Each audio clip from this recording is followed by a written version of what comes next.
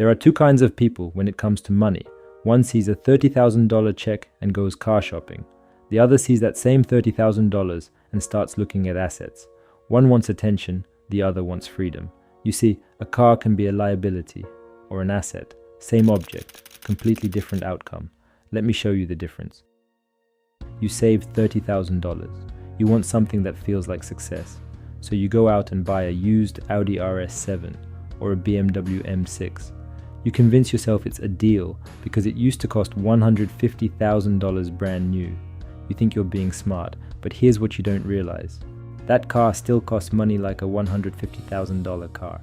Insurance, maintenance, repairs, oil changes can run you $800 to $1,000. Brakes, thousands. A single mechanical failure and your monthly income disappears into the engine bay. You don't own a car, you own a financial landmine. You didn't buy freedom, you bought a liability. You just disguised it as success. Now let's flip it. Take the same $30,000 and buy 2 Toyota Priuses. Not sexy, not loud, not flex-worthy, but put them on rental platforms or lease them to local taxi drivers. That car now prints you money every week. Every mile brings you closer to actual freedom. Both are cars, but one takes from you, one gives to you. That's the difference between a liability and an asset. And that's the difference between looking rich and getting rich. The issue isn't the object, it's your intention behind it. You buy watches, luxury vacations, designer shoes, not because you need them, but because you want people to think you're winning. That kind of thinking is what traps you in the cycle.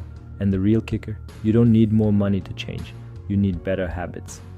Most people say, when I start making $5,000 a month, I'll start investing. But wealth doesn't start at $5,000. It starts with $5. It's a mindset. It's a system. It's the discipline to delay dopamine. Save $10 a week now, and you're building financial muscle. Blow every paycheck, and you're training yourself to stay poor no matter your income. And here's something you need to hear. You're young. You should be taking risks, but not dumb ones.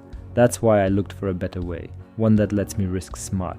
One that gives me access to real capital without putting my own life savings on the line. Funded accounts. Instead of saving $100,000 to trade, I pay $500 for a challenge. If I pass it, I trade their capital.